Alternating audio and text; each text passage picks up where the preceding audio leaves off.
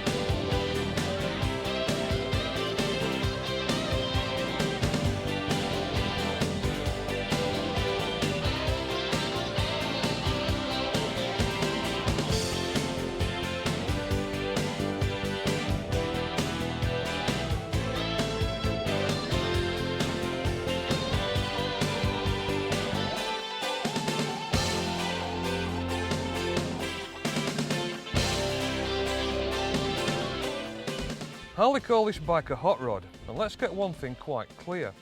While it may still be a V-twin, it bears very little relation to any previous Milwaukee product other than the name on the tank. The 1130cc engine is an entirely new, state-of-the-art unit with development work by Porsche. And the story doesn't end there. The stylists were let loose with their pencils to craft something so modern looking, it might have just been transported back in time from the 25th century. Harley have got the timing just right with this bike, as more and more sports bike riders, discouraged by the rash of gatzos afflicting our roads, look for alternate ways of enjoying a life on two wheels. Many who would have dipped a toe into the cruiser market will enjoy the V-Rod with its unique combination of street style and high performance.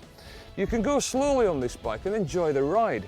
Then when roads permit, you can open the throttle and enjoy a rush of power that will whip you up to a claimed maximum of 140 miles an hour. Pardon the cliche, but this bike truly is awesome.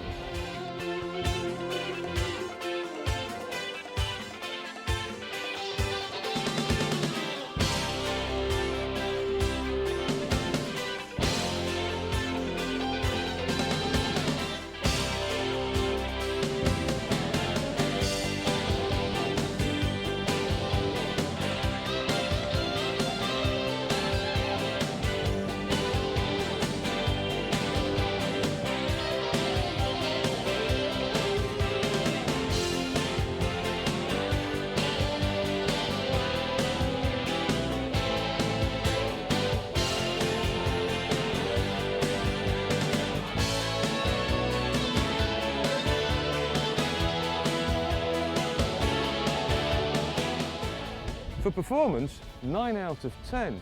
The bike is sweet and easy to ride in town, but open the throttle and it surges forward with a will.